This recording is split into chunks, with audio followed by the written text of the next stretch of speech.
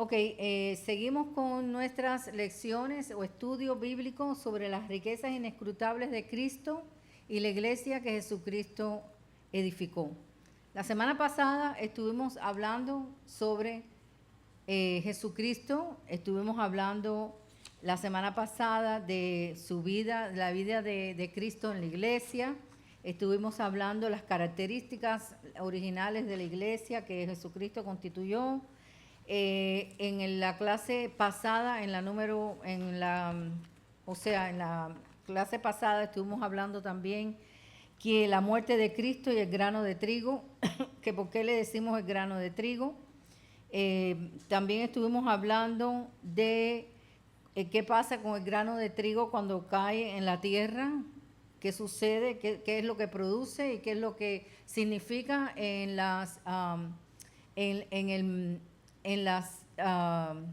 los puntos espirituales que nosotros debemos de aprender. También hablamos de la parábola del sembrador, cómo es que a veces caen diferentes tipos de tierra y bueno, terminamos esa clase, terminamos en lo que era y lo que vamos a comenzar hoy, que es la iglesia de Cristo la iglesia y Cristo como vid, higuera y granada. Hoy vamos a ver qué quiere decir la iglesia y Cristo como vid y como higuera. Los tipos y figuras que tenemos en la Biblia, como la higuera, el trigo, ¿me pueden decir un tipo de figura que así se recuerden así de pronto? De figura o tipos. El trigo, la higuera, el pámpano, la semilla, es un tipo, una figura. Otra figura que me pueden decir. El alabastro, exactamente. El aceite. ¿Qué más? ¿Qué otro tipo de figura pueden ustedes así recordarse rápido que habla la palabra? La zarza también es una figura. La sal también es una figura. La sal es una figura. Todo esto, todos estos tipos y estas figuras nos ayudan a conocer aspectos especiales de Cristo. Y podemos de esa manera disfrutar sus riquezas insondables. Es una manera que Dios nos enseña a través de estos tipos y de estos símbolos y estas figuras su verdad. Por ejemplo, la vid, que está en Juan capítulo 15. El árbol de vida, que está en Apocalipsis 22:2, en medio de la ciudad santa. El aceite o las lenguas de fuego es un símbolo también que no eran fuego exactamente, pero eran como algo que simbolizaba la presencia del Espíritu Santo. Eso también fue en el día del Pentecostés. Todo esto son tipos y figuras. Pero hoy vamos a hablar de la vid y de la higuera. En una vid no es posible, yo no sé si ustedes cuando yo fui a Italia pude verlo con mis propios ojos. Aquí no se ve mucho la uva, ¿verdad? Así como en vid, porque vivimos en una ciudad. A lo mejor si vas a California, que ellos son sembradores de uva, pueden ver yo traté de traer un PowerPoint, pero no se pudo conectar. La vid es un arbusto. Y de la vid, de ese tronco sale una ramificación y de allí salen las hojas y de ahí salen las uvas. Por eso es importante distinguir lo que es la vid y los pámpanos. ¿Qué dijo Jesús? Vayamos a Juan capítulo 15.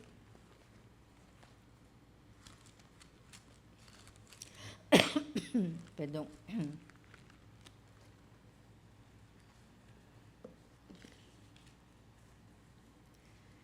cuando miramos el árbol de la vid, o sea, de la uva, el tronco junto con los pámpanos se entrelazan, casi no se distinguen la diferencia porque del mismo tronco sale el pámpano, que es lo que le llama pámpano, y de ahí sale entonces las hojas, y de las hojas salen, entonces después sale el fruto, que es la uva.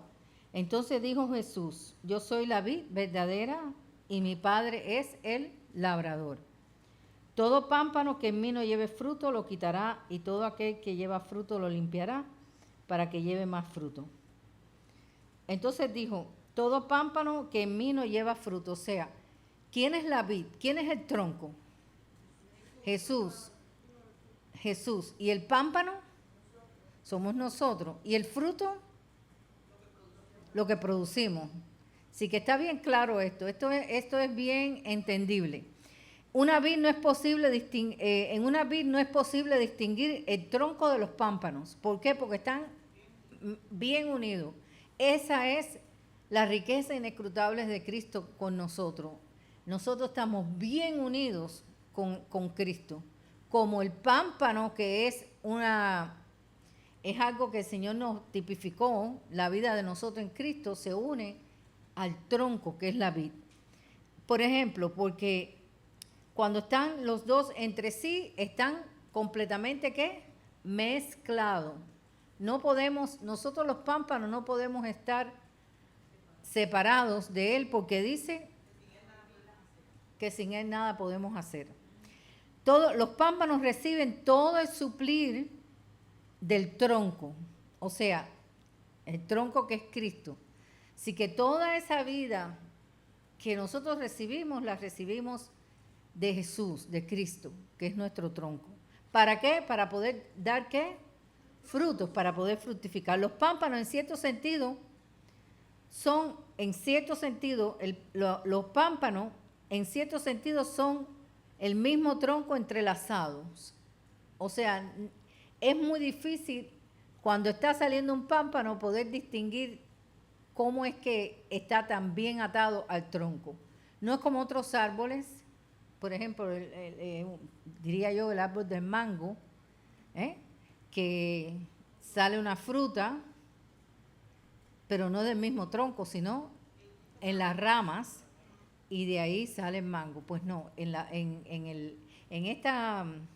esta tipología, esta riqueza inescrutable de Cristo, de hablar de la comunión de nosotros con Cristo, como la vid y el tronco, es un árbol bien diferente, porque es que casi no se puede distinguir entre el tronco y el pámpano.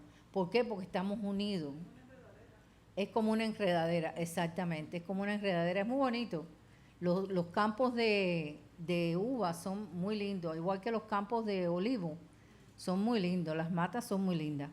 Igualmente, cuando nosotros fuimos regenerados, fuimos unidos a Cristo de una manera completamente viva y llegamos a ser parte de Él. ¿Y qué cosa es regenerado? Cuando nosotros fuimos regenerados, ¿qué quiere decir esto? Cuando usamos esa palabra regenerado, ¿qué quiere decir? ¿Ah? Claro, del viejo hombre al nuevo hombre. Esto se llama, ¿cómo se llama esto? Sí, pero ¿cómo le llamo otro nombre? Nacer de nuevo. Cuando somos regenerados, hemos nacido de nuevo. ¿Por qué? Porque regresamos al estado original que Dios nos creó. Así que cuando nosotros nos unimos a Cristo, somos regenerados, regresamos al lugar, al estado original que Dios nos creó. ¡Wow! Estamos allá en el jardín del Edén. Estamos allá, en ese jardín precioso en el cual Dios se paseaba en el medio de ese jardín, y Él era el dueño y señor de ese lugar, y Adán y Eva eran sus hijos y obedecían completamente, y sobre todo gobernaban en ese lugar. Por eso la iglesia es el cuerpo de Cristo. Por tanto, no podemos vivir o sostenernos de ninguna manera aislado de este tronco, y si lo hacemos, ¿qué va a pasar? Mira lo que dice aquí. permanecer en mí y yo en vosotros, como el pámpano, estamos en el 4, no puede llevar fruto por sí mismo, si no permanece ¿a dónde? En la vid. Así tampoco vosotros si no permanecéis en mí. Si nosotros no permanecemos en el tronco, esto es una de las riquezas inescrutables de Cristo, saber que estamos entrelazados con el tronco que es Cristo. Si nosotros no permanecemos en esta unión, no podemos subsistir, porque un poquito más abajo dicen, ¿dónde es que dice? Yo soy la vid, el 5, vosotros los pámpanos, el que permanece en mí y yo en él, este lleva ¿qué? Mucho fruto. Fíjate que dice mucho fruto, no muchos frutos, mucho fruto, porque separado de mí, nada podéis hacer. Y cuando dice mucho fruto, ¿de qué fruto está hablando? ¿Y qué más? ¿De qué fruto? Porque dice, no dice muchos frutos, dice mucho fruto. De fruto del Espíritu, porque no son frutos del Espíritu, es un solo fruto, el fruto del Espíritu. Adentro de ese fruto están todas las demás, que eso está en Efesios. ¿Okay? Ahora dice, dependemos de la savia divina, o sea, el tronco tiene la savia, ¿no? Como tronco, como árbol normal, tiene una savia, que es la vid de Cristo, que fluye en el cuerpo de nosotros. Esa savia, que es la esencia de Cristo, fluye en nuestro cuerpo como savia. ¿Y qué ustedes pueden pensar que es esa savia para nosotros? Como la savia para el tronco de la vid.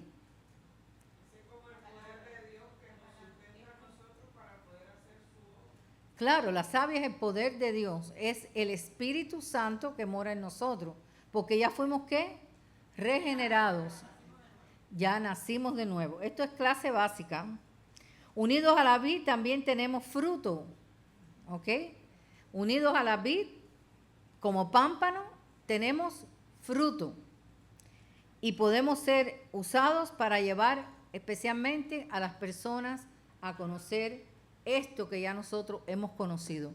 El propósito de que la savia de Cristo esté en nosotros es para producir fruto, y el fruto es el fruto del Espíritu para poder entonces traer las personas al conocimiento también del Señor, porque ese es el propósito de su iglesia, hacer conocer las riquezas inescrutables de Cristo, que lo hablamos la semana pasada. Hacerle conocer, no solamente llevarle la palabra de salvación, sino hacerle también conocer quién es Cristo para nosotros y qué puede ser Cristo para la persona cuando le predicamos el Evangelio.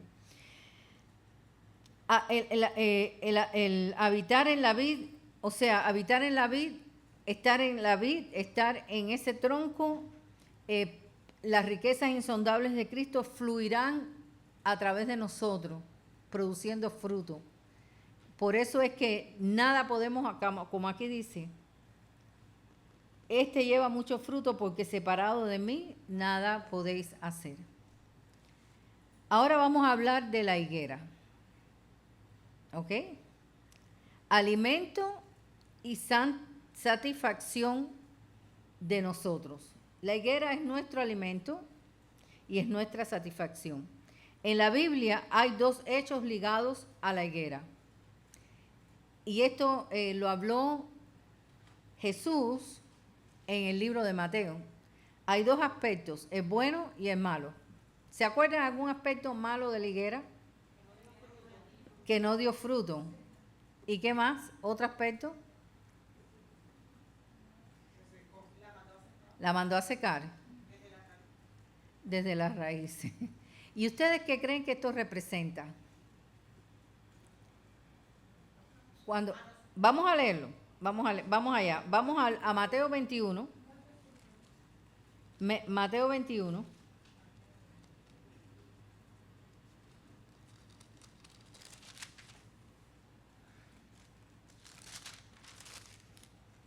Mateo 21,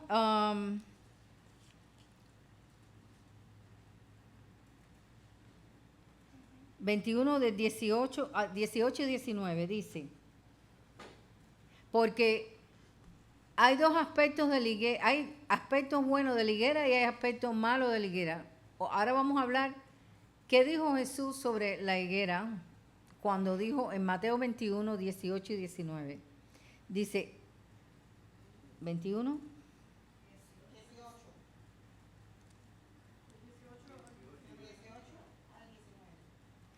Y por la mañana, volviendo a la ciudad, tuvo hambre. Y viendo una higuera cerca del camino, vino a ella y no halló nada en ella, sino hojas solamente, y le dijo, nunca jamás nazca de ti fruto. Y luego se secó la higuera. ¿Qué ustedes creen que represente la higuera aquí? ¿Qué ustedes creen que represente la higuera? La nación de Israel. La higuera representa la nación de Israel. La nación de Israel. ¿Por qué? Porque está explicada, vayamos a Lucas 13.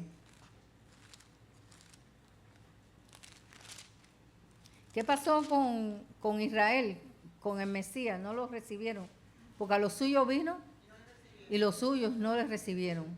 Pero a los que les recibieron, les dio potestad de ser hechos hijos de Dios. Este pasaje está explícito en Lucas 13, del 6 al 9. Y dijo también esta parábola. Oigan, tenía un hombre una higuera plantada en su viña. ¿Quién es el hombre? Jesús. ¿Y quién es la higuera en su viña? Israel.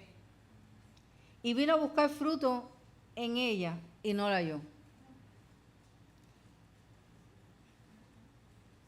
Dijo también esta parábola, tenía un hombre una higuera plantada, y dijo el viñador, he aquí hace 3 años que vengo a buscar fruto en esta higuera. ¿Qué tiempo estuvo Jesús caminando en la tierra predicándole a lo suyo? 3 años. Dice, y dijo el viñador, he aquí hace 3 años que vengo a buscar fruto a esta higuera y no lo hallo. Córtala. ¿Para qué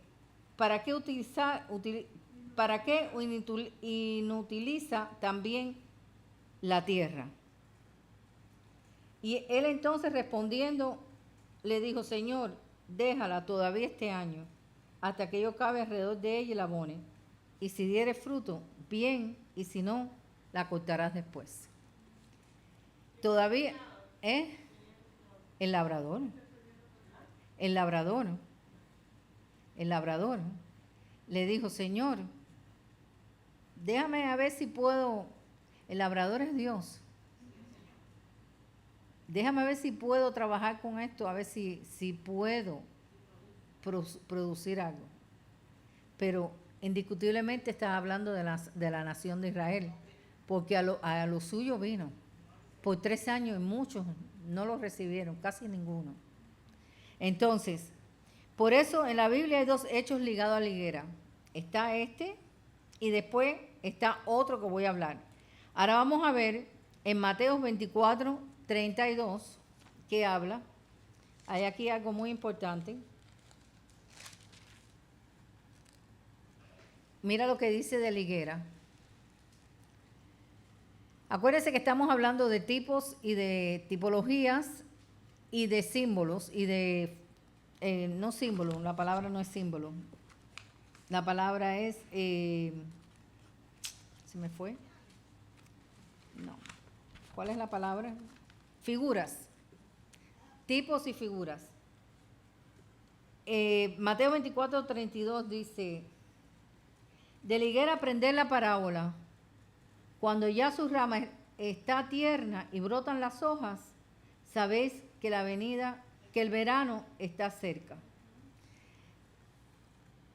¿De qué habló aquí el Señor? Vuelvo a leer. De la higuera aprender la parábola.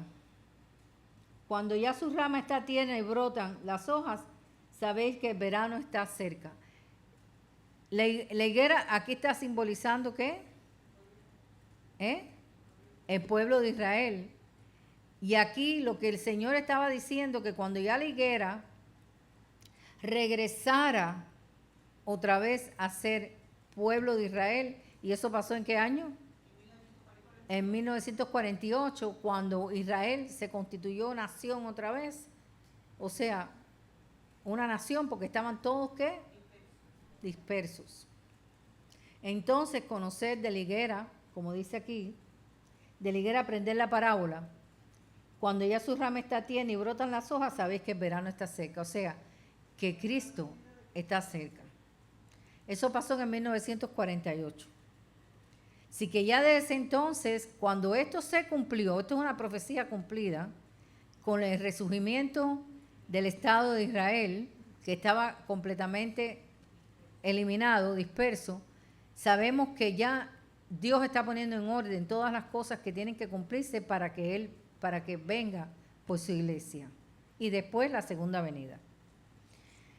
Ok. Por un lado, representa Israel y su esterilidad, implicando la insatisfacción del Señor con Israel, y por otro lado, la relaciona también la higuera con el alimento y la satisfacción que la higuera proporciona a los hombres.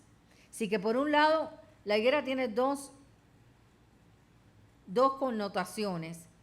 Israel como pueblo rebelde y también la higuera como alimento y satisfacción que proporciona a los hombres. ¿Y a quién será este alimento? Aquellos que lo recibieron. A la iglesia. La higuera es nuestro alimento. Ahora, Israel, la higuera que llena de hojas pero sin fruto, tenía muchas actividades exteriores, mucha adoración visible, pero no satisfacían a Dios. Así que la higuera llena de hojas, pero sin fruto, porque en realidad el pueblo de Israel enseñaba mucha adoración y enseñaba muchas actividades exteriores, pero en realidad estas cosas no satisfacen a Dios. Porque dice la palabra de Dios, un corazón contrito y humillado, eso no lo despreciaré. Y aquel que se humille será exaltado. Y ellos por ese orgullo de llevar la ley de Moisés y de sus costumbres y sus tipos de adoraciones, nunca entendieron el plan de redención del Mesías.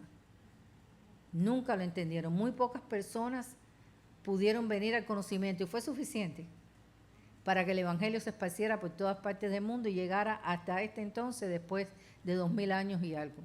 Suficiente, porque con 12 apóstoles Dios hizo la obra. Él los repartió, Él lo distribuyó, Él los envió, Él los capacitó, Él le dio poder, Él sopló aliento de vida y después día de Pentecostés vino sobre todas estas personas que habían creído. Primero fueron 500 y después quedaron 120. Esperaron el impacto del poder del Espíritu Santo. ¿Y qué pasó? Que ese día hablaron en otras lenguas, idiomas, porque en ese día, que era el día de Pentecostés, no sé si ustedes saben la historia de Pentecostés, que es una de las fiestas del pueblo de Israel, venían todos los hebreos de todas partes. Unos vivían en Egipto, otros vivían en África, otros vivían en Damasco, otros vivían en Irán. En todas partes venían el día de Pentecostés a celebrar a Israel, a Jerusalén. Y ese día fue que Dios escogió, porque Dios es sabio.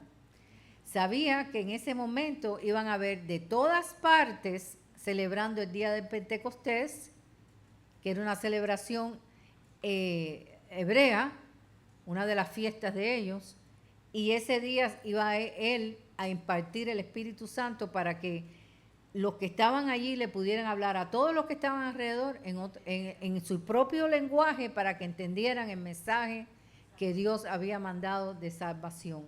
Y allí fue cuando se constituyó, ¿qué? La iglesia. El día de Pentecostés la iglesia fue constituida. Fue pagada por precio de sangre y constituida el día de Pentecostés. Por otro lado, sí, una fiesta. Sí, ellos tienen una fecha fija. Es entre el mes de marzo y abril. En un mes que ellos le llaman, No sé exactamente, pero es entre marzo y abril. Eso es la fecha que ellos tienen.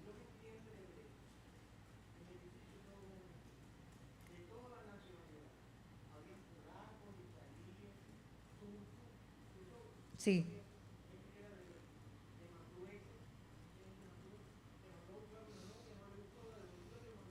sí. Ajá.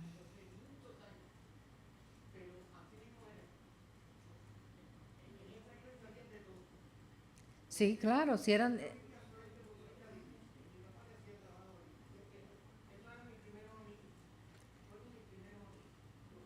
Sí, ellos estaban, ellos se expandieron por todas partes. La fiesta de Pentecostés se hacía entre marzo y abril. O se hacen. ¿Eh? No, el Shabbat es otra cosa.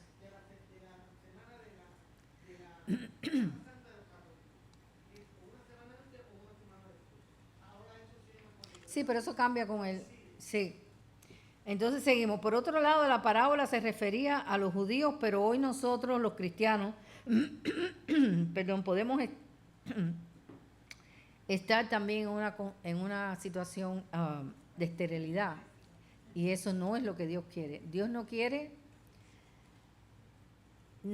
tanto sacrificio, sino un corazón contrito y humillado.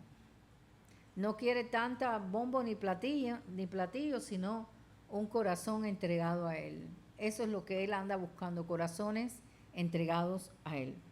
Ahora, pregunta, ¿cómo es que nosotros podemos agradar a Dios? ¿Cómo es que nosotros, siendo el pámpano que está pegado a la vid, cuál es la máxima expresión del agradecimiento que nosotros tenemos que tener hacia esto que Dios nos ha dado?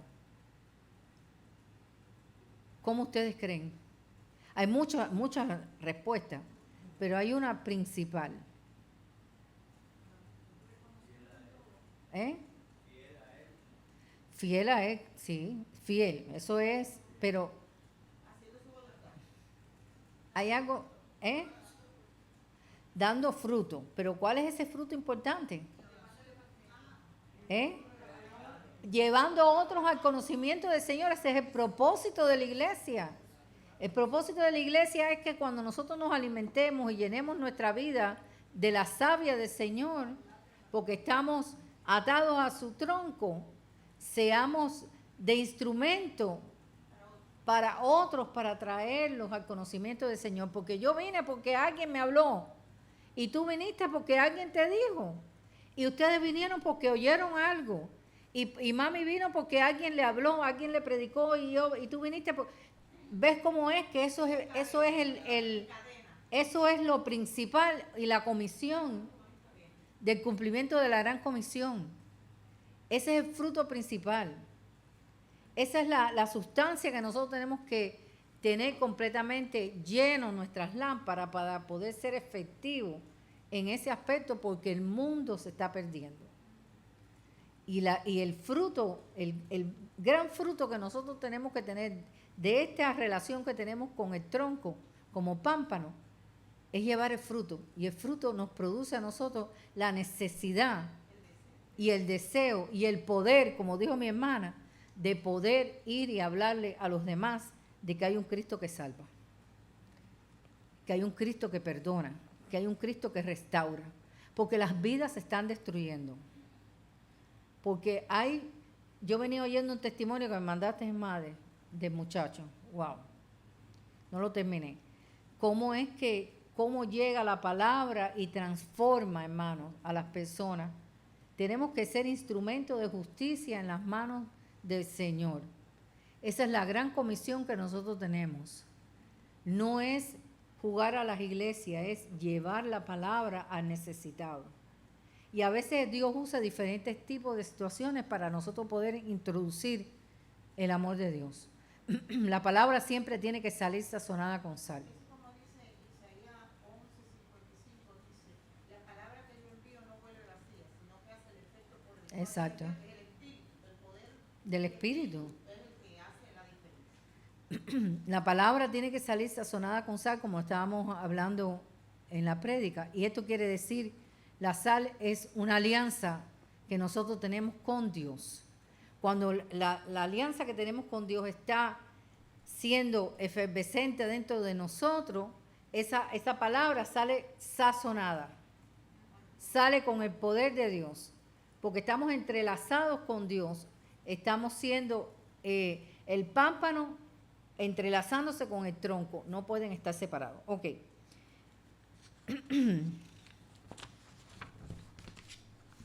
Ahora,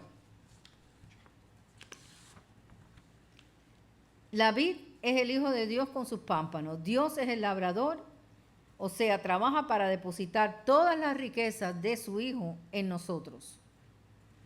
Todas estas riquezas inescrutables, ¿quién es el labrador? Dios. Y las va depositando en nosotros para producir fruto. Debemos estar atados siempre a la vid. Y encontré un dato muy curioso estudiando, y vayamos a Génesis capítulo 49.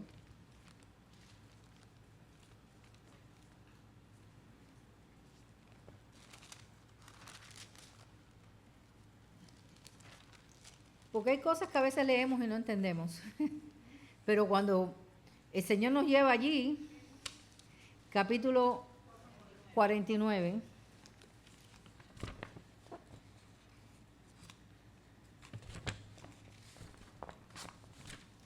capítulo 49, versículos 10 y 12. Mira lo que dice.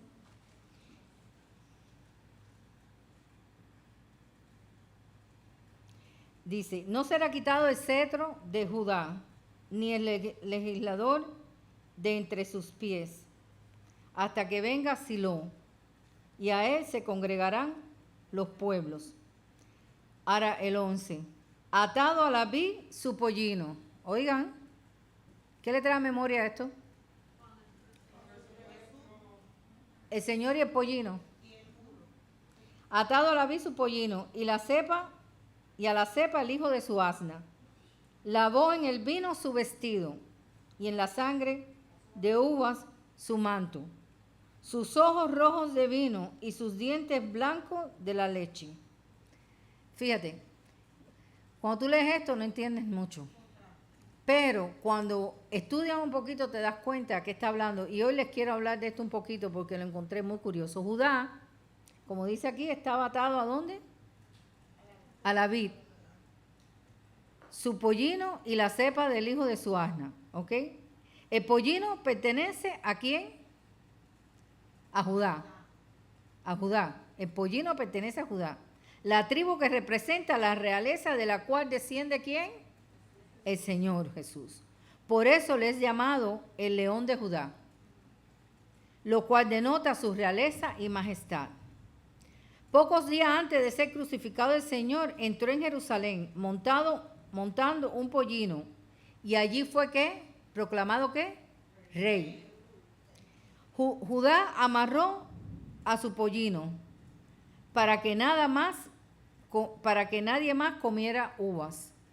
En cierto sentido somos como ese pollino, amarrado a la vid, y eso es una garantía que Él concluirá su obra en nosotros.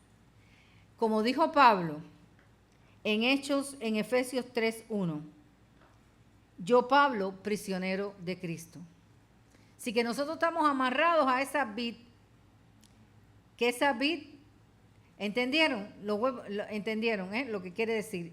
Esa vid viene del tronco de Judá. Y el pollino del que habla aquí en Génesis 49 es el pollino que estaba atado a la vid. Y que después dice, no será quitado el cetro de Judá ni el legislador entre sus pies, hasta que venga Silo. ¿Sabe quién es Silo? Jesús. Silo es Jesús. ¿Ok? Ahora, el vino aquí representa, cuando dice aquí, atado a la vid su pollino y la cepa del hijo de su asna, lavó en el vino su vestido y en la sangre de uva su manto. El vino aquí representa la vida que no es dada por el Espíritu Santo, con el cual podemos embriagarnos. Como dice Vayamos a Efesios capítulo 5.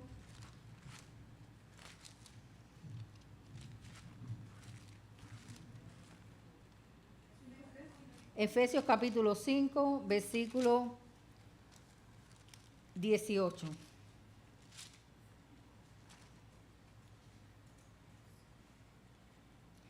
Empecemos en el 17. Por tanto, no seáis insensatos, siendo entendidos de cuál sea la voluntad del Señor. No os embriaguéis con vino, en el cual hay disolución. Antes bien, sed llenos del Espíritu. Así que para nosotros el vino no es el que nos embriagamos, sino es el vino del Espíritu Santo en el cual nos tenemos que embriagar. Tenemos que ser llenos del Espíritu Santo.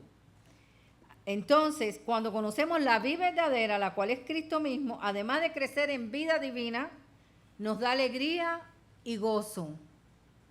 Vuelvo a repetir, cuando crecemos en la vida verdadera, ¿por qué? ¿Quiénes somos nosotros en la vid?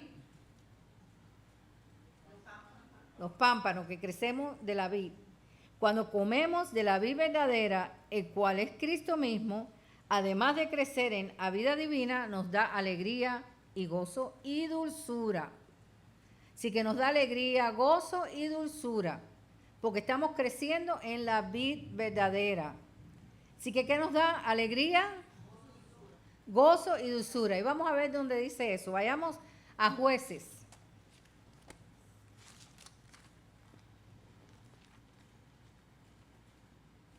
Jueces está después de...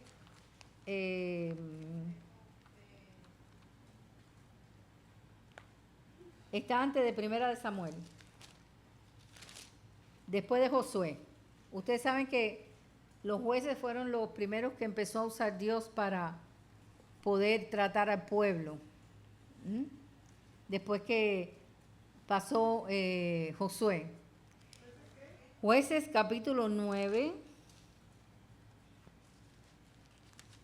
del 8 al 13. Así que cuando estamos entrelazados con la vida, esto nos hace crecer en vida divina, nos da alegría y nos da dulzura. ¿Por qué? Porque el Señor es dulce con nosotros, hermano.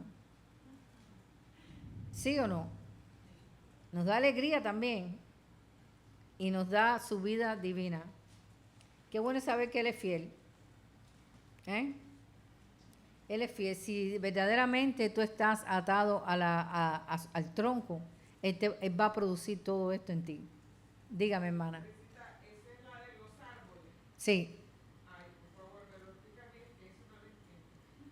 Sí, eso es una parábola en el Antiguo Testamento. Jueces 9, ahí está la parábola. Es una parábola de los árboles en el Nuevo Testamento y lo voy a explicar. Porque yo sé que es difícil de entender. Ok, vayamos allá. Aquí en el 9 dice, en el 9 del 8 al 13 dice, lo voy a leer todo. Fueron una vez los árboles a elegir rey sobre sí y dijeron al olivo, reina sobre nosotros. Mas el olivo respondió, he de dejar mi aceite con el cual en mí se honra a Dios y a los hombres para ir a ser grande sobre los árboles. Y dijeron los árboles a la higuera, anda tú, reina sobre nosotros. Y respondió la higuera, he de dejar mi dulzura y mi buen fruto. ¿Qué nos da el Señor? Dulzura, gozo y alegría. Ajá. He de dejar mi dulzura y mi buen fruto para ir a ser grande sobre los árboles. Dijeron luego los árboles, aleluya. Cayó allí mismo. 1:1. Dijeron luego los árboles a la vid, pues ven tú, reina sobre nosotros. Y la vid respondió, he de dejar mi mosto que alegra a Dios y a los hombres para ir a ser grandes sobre los árboles. Dijeron entonces todos los árboles a la zarza, anda tú, reina sobre nosotros. Y la zarza respondió a los árboles, Si en verdad me elegís por rey sobre vosotros, venid abrigados bajo mi sombra, y si no, salga fuego de la zarza y devora los cedros del Líbano. Ahora voy a explicar. Esto es una parábola de los árboles en el medio del Antiguo Testamento, pero tiene mucho significado. Lo primero que quiero hablar es del mosto. El mosto no es embriagante. El mosto es el zumo exprimido de la uva antes de fermentar y hacerse vino. Así que es un extracto de la uva. Ese es el mosto. Era al revés. Sí, no es fermentado. El mosto es el extracto primero de la uva. Ese es el buen vino. El mejor vino de las bodas de Canaán. Porque es imposible que Dios hiciera un vino fermentado. Porque la levadura y Dios no van. Así que el mosto es el extracto primero de la uva y es excelente, el mejor fruto de la vid, sin fermentar. Uno de los puntos que más se destaca del mosto es su capacidad antioxidante, ya que podemos destacar su composición, que es de resveratrol y flavonoides. Yo tuve que buscarlo porque esto sí no me lo sabía. Estos últimos, además, cuentan con propiedades, los resveratrol y los flavonoides, cuentan con propiedades antiinflamatorias y pueden actuar de manera preventiva contra el cáncer, enfermedades cardiovasculares y neuronales. El mosto es la primera sustancia de la uva, el mejor vino. Acuérdense, es como un jugo, exacto. Pero la palabra oínos es traducida como vino, pero no es vino fermentado. ¿Ok? Pero bueno, esa es otra cosa. Por eso quería hablar del mosto, porque ahora vamos a hablar de la parábola. Ok. En este relato de la parábola de los árboles, había una degradación del...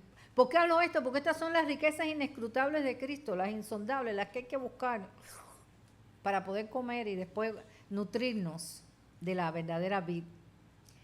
Hay cosas en la palabra que son que hay que escudriñar para poder entenderla. Y yo para poder entenderla tuve que escudriñar porque no me lo sé todo. Por eso es necesario que haya una persona que Dios haya puesto para poder ir un poquito a buscar los tesoros inescrutables de Cristo. El relato de este capítulo 9 es una rebelión que tiene el pueblo de Israel y es la degradación y la corrupción de Israel al abandonar su Dios y adorar a otros ídolos. Hubo una advertencia de Jotán cuando empieza en la parábola de los árboles en Jezreel. Vamos a leer ahí, porque no leí la parte más arriba. En el 7, cuando dice, cuando se lo dijeron a Jotán, fue y se puso en la cumbre del monte de Gerizim, y alzando su voz clamó y dijo, oídme varones de Siquén, y así os oiga Dios. Entonces empieza la parábola. ¿Quién es Jotán? Jotán es uno de los hijos de Gedeón. Y Amibelec era aquel hombre que quería el pueblo de Israel poner por rey. Pero Jotán recibió la revelación de que no iba a ser, como dice al final, era la zarza. ¿Ok? Ahora, okay, vayamos poquito a poco. Hubo una advertencia de Jotán, la parábola de los árboles en Gezerín. Y Gezerín es la misma cumbre que los hijos de Israel escucharon sobre los obedientes. Deuteronomio 11:29, el mismo monte donde los hijos de Israel escucharon sobre la obediencia. ¿Ok? En aquel entonces, mucho más atrás. Deuteronomio 11:29, Deuteronomio 27:12. Si alguien lo quiere escribir para que después lo lea. Gezerín es el mismo monte, ¿ok? En Josué 8:33. Y esto fue unos 150 años antes de que Jotán subiera otra vez al monte de Gezerín, que es el mismo monte donde se proclamaron la obediencia a Dios. ¿Ok? En Deuteronomio 11:29, Deuteronomio 27:12 y Josué 8:33. Ahora, vayamos a la parábola. Ya enfocado a dónde estamos y cómo era la época esta, el pueblo de Israel se había rebelado contra Dios y quería adorar a ídolos cananeos.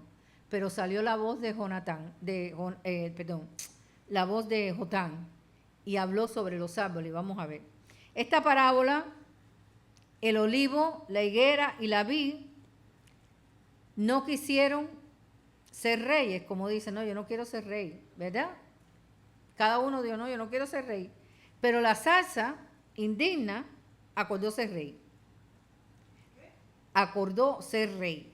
Al final, cuando dice, yo voy a ser rey, los otros no, ¿por qué? Porque el olivo, la higuera y la vid es Cristo. Él era el rey, él no necesitaba reinado de hombre. Él no necesitaba reinado de hombre. Por eso cada uno de ellos dijeron, no, porque estas son las riquezas inescrutables de Cristo. Ahora, ¿qué representa el olivo aquí? Representa a Cristo. ¿Ok? El olivo representa a Cristo. Y vayamos a Romanos 11:17. Déjenme el dedito ahí mismo, no se vayan de ahí. Romanos 11:17.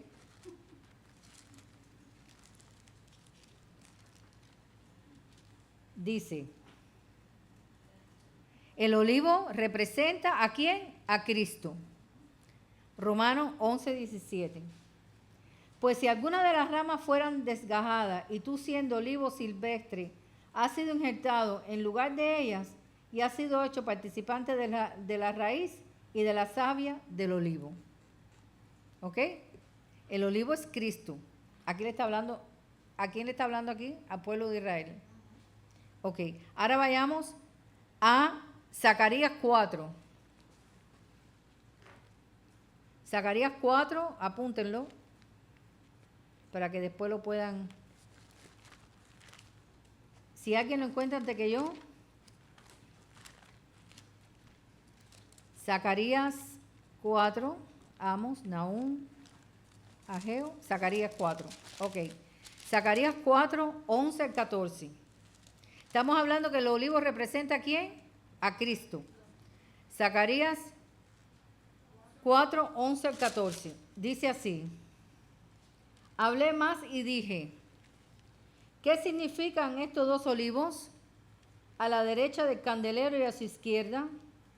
Hablé aún de nuevo y le dije, ¿qué significan las dos ramas de olivo que por medio de dos tubos de oro vierten en sí aceite como oro? Y me respondió diciendo, ¿no sabes qué es esto? Y dije, Señor mío, no. Y él dijo, estos son los dos ungidos que están delante del Señor de toda la tierra. ¿Okay? Representaban a Cristo. Ok, vayamos a Apocalipsis capítulo 11, versículo 4.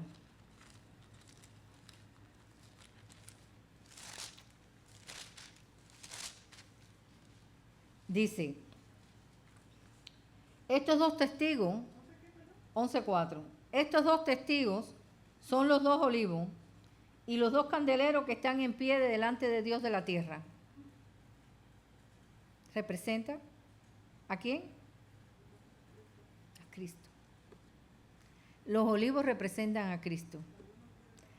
Dice, aquel que está lleno de él y fue ungido con el Espíritu, es Jesús también. Lucas capítulo 4, versículo 1. 4:1. Jesús, lleno del Espíritu Santo, volvió de Jordán y fue llevado por el Espíritu al desierto. Entonces,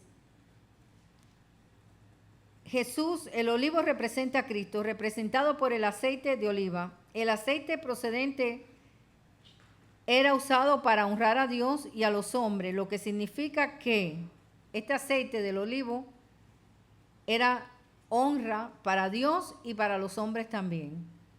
¿Por qué? Para Dios, ahora vamos a hablar, ¿por qué honra para Dios este aceite del olivo? Porque los que andan por el Espíritu honran a Dios. Gálatas 5, 16, versículo 16 y versículo 25. No lo voy a buscar porque si no, no vamos a terminar. Voy para allá, vamos a buscarlo. El olivo representa a Cristo. El aceite procedente de este olivo era usado para honrar a Dios. ¿Se acuerdan los candeleros, las lámparas? Y a los hombres también. ¿Por qué? Porque es representación de la unción del Señor. ¿Ok? Los que andan por el Espíritu honran a Dios. Gálatas 5. ¿Lo puede leer por mi hermana? ¿Quién lo tiene? Sí. Así que les digo, vivan por el Espíritu y no seguirán los deseos de la naturaleza pecaminosa. El 25. Si el Espíritu nos da vida, andemos guiados por el Espíritu. Entonces, los que andan por el Espíritu, ¿a quién honran? A Dios. Ahora, quienes ministran el Espíritu a los hombres, también honran a Dios. Porque hay dos maneras, honrar a Dios y honrar a los hombres. ¿Por qué? Porque cuando ministramos el Espíritu a los hombres, estamos honrando también a Dios. Y esto está porque todo lo que viene de Dios es honra para Dios, pero ministración para los hombres. Pablo lo dijo en 2 de Corintios. ¿Estamos hablando de qué? Del olivo que representa a Cristo y el aceite que sale del olivo, ¿ok? Y hoy la clase se va a alargar porque está lloviendo. Vamos a, ok, Gálatas, no, perdón, 2 de Corintios 3, 6 al 8. Mira lo que dijo Pablo. ¿Qué vamos a hablar ahora? Que los que ministran a los hombres honran, los que ministran por el Espíritu honran a Dios y a los hombres. 2 de Crónicas 3, de 6 al 8. Perdón, Corintios. Dice, empecemos en el 4 para leer todo el contexto. Dice, y tal confianza tenemos mediante Cristo para con Dios. No que seamos competentes por nosotros mismos para pensar algo como de nosotros mismos, sino nuestra competencia proviene de Dios, el cual asimismo nos hizo ¿qué? Ministros ¿qué? Competentes en un nuevo pacto, no de letra, sino del Espíritu, porque la letra mata, mas el Espíritu vivifica. Y el ministerio de muerte grabado con letra en piedra fue con gloria, tanto para los hijos de Israel, que los hijos de Israel no pudieron fijar la vista en el rostro de Moisés a causa de la gloria de su rostro, la cual había de perecer. Así que aquí está hablando Pablo, que él es un ministro usado por el Señor, ¿para qué? Para ministrarle a los hombres, igual que Moisés, que dice que no pudieron mirar su rostro, porque la gloria del Señor estaba en él, para ministrarle ¿quién? A ese pueblo. Así que el olivo representa a Cristo y del olivo sale el aceite, ¿ok? Que lo vimos, ajá, dígame. Pastora, yo quiero ver aquí porque aquí dice, pero la letra mata. Hay muchas personas que confunden la letra con el conocimiento de Dios y eso es pecado, porque la letra se refiere a la ley. Claro que es la ley, completamente. No es el conocimiento de Dios, porque el conocimiento de Dios lo necesita. No, el conocimiento de Dios produce vida. La letra no quiere decir que porque tú aprendas mucho, no, la letra es la ley. La ley que ya pasó y ahora es un pacto nuevo, ¿ok? ¿Sigue lloviendo, Mario? Ok. Ahora, terminemos esto y ya nos vamos, ¿ok? ¿Les gusta? Yo sé que es un poquito ok. Ahora vayamos a ver el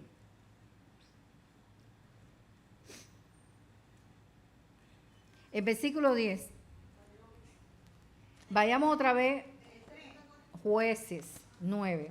Por eso le dije, no saquen el dedito de ahí. Vayamos ahí otra vez, sí.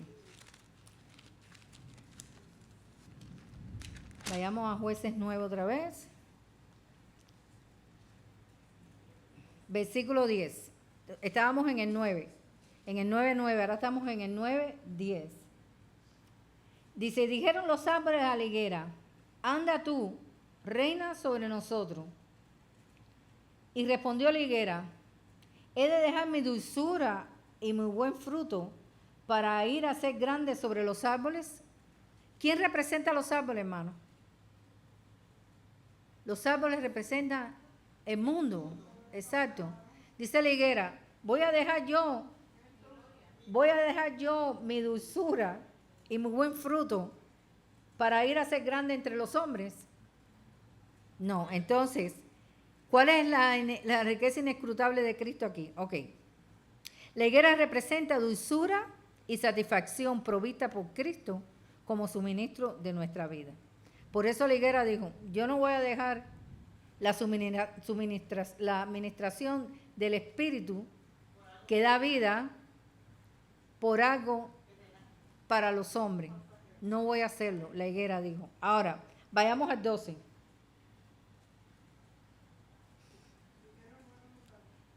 Dijeron luego los árboles a la vid, pues ven tú, reina sobre nosotros.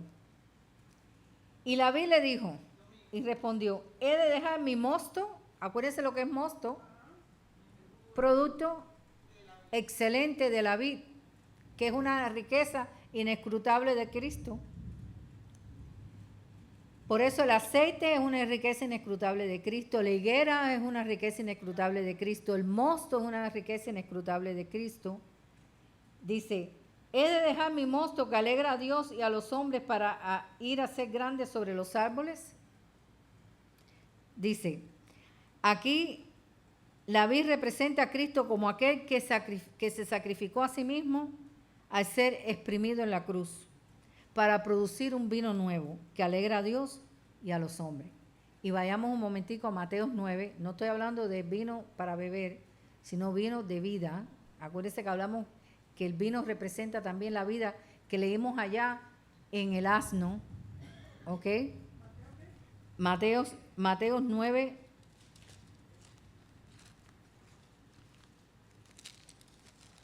Hoy estamos bastante Biblia. Mateo 9, 17. El vino nuevo, no pondrás vino nuevo en odres viejos. No arrastres la ley, sino gózate en el nuevo pacto. Eso es lo que quiere decir, en el pacto de gracia, del vino nuevo que produjo Cristo cuando lo crucificaron.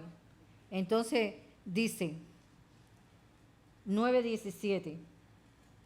Ni echan vino nuevo en odres viejos. De otra manera los odres se rompen y el vino se derrama y los odres se pierden. Pero echan el vino nuevo en odres nuevos. Y lo uno y lo otro se conservan mutuamente. ¿Qué representa esto, hermano? El pacto, el nuevo pacto, ¿verdad? El odre nuevo, ¿quién es? No. Nosotros. El nuevo nacimiento. ¿Ok? Porque dice, pero echan el vino es el nuevo pacto, la gracia, el perdón de pecado. Lo echan en odres nuevos, en nosotros que hemos nacido de nuevo, porque no se puede echar vino nuevo en odres viejos, porque se va a romper. Porque la gloria de Dios no puede venir sobre nadie que no haya nacido de nuevo. Por eso dice, hay una alabanza que dice, no eches vino nuevo en odres viejos. Está muy bonita, es de, no me acuerdo, pero la he oído. Ok, la vid representa a Cristo como aquel que se sacrificó a sí mismo. Ya esto lo estudiamos ahora. Por último, la zarza. ¿Ya entendiste la parábola de los árboles? Por último, la zarza. Mira lo que dijo la dichosa zarza. Dijeron entonces todos los árboles a la zarza, anda tú, reina sobre nosotros. Y la zarza respondió a los árboles, si en verdad me elegís por rey sobre vosotros, venid, abrigaos bajo mi sombra, y si no, salga fuego de la zarza y devora los cedros del Líbano. Ok. La zarza no produjo nada de valor y era inservible la zarza no produce nada de valor. Es inservible como madera. Tiene espinos. Amenaza al agricultor a que pueda cegarla, o sea, controlar el cultivo. Era un arbusto inservible y lleno de espinas que no era útil para nada. La zarza advirtió que sería un gobernador opresor que destruiría a cualquiera que estuviera en desacuerdo con él. Por eso, esta es la elección de los hombres y no la elección de Dios. Y este elegido de zarza fue Amimelec. Fue el elegido por los hombres. El olivo no quiso ver nada porque el olivo, la higuera y la vid representan a Cristo, que son sus riquezas inescrutables. La higuera, la zarza representa al hombre. Por eso en la estatua de Daniel, yo no sé si ustedes han estudiado sobre la estatua de Daniel, que están todos los imperios, el babilónico, el medo-persa, el griego y después el romano. Y después se desintegra esto en los pies, porque es el tiempo que estamos viviendo ahora. Pero dice que la piedra tocará o dará, que todo esto representan gobiernos humanos. Dios no quería que nosotros tuviéramos gobierno humano. Dios quería que nosotros tuviéramos un solo rey, que era Él. Pero el pueblo de Israel fue el que empezó pidiendo rey. Y ahí comenzaron entonces los gobiernos humanos. Pero dice en Daniel que la piedra dará en los pies de esa estatua y caerán todos esos gobiernos humanos. Y eso va a ser al final de los tiempos, cuando venga el Rey de Reyes y Señor de Señores, y será entonces el gobierno de Cristo, no ningún hombre. Porque todos los gobiernos de los hombres son zarza. Tienen espinos, destruyen. Son inservibles y no sirven ni para madera. Pero las riquezas inescrutables de Cristo, como lo hemos estudiado, el olivo, la higuera y la vid, son riquezas para la vida de nosotros que somos pámpanos, que estamos ligados a la vid, y la vid es Cristo, para producir fruto. ¿Y para qué es ese fruto? Para poder dar al mundo a conocer las riquezas inescrutables de Cristo, que son dulzura, alegría, gozo y de buen sabor para nuestra vida. Así que me quedó una parte que creo que no la voy a poder dar, que son las vestiduras. Debemos de alimentarnos de manera adecuada y estar fuerte con la palabra de Dios para disfrutar las insondables riquezas de Cristo y expresarnos entonces la plenitud de Dios a través de nuestras vidas, a través de nuestros testimonios, a través de esa savia que nos alimenta, que nos edifica, que nos ayuda en nuestras debilidades, que nos produce gozo en el medio de cualquier situación, que nos produce dulzura en el medio de cualquier situación. A veces las situaciones son bien difíciles, pero cuando tenemos esa savia dentro de nosotros, tenemos las riquezas inescrutables de Cristo. Amén. Dios me los bendiga. Gracias por estar aquí con nosotros y que sea esta palabra de regocijo, de refrigerio, de ayuda y de sostenimiento de nuestra vida espiritual. Amén.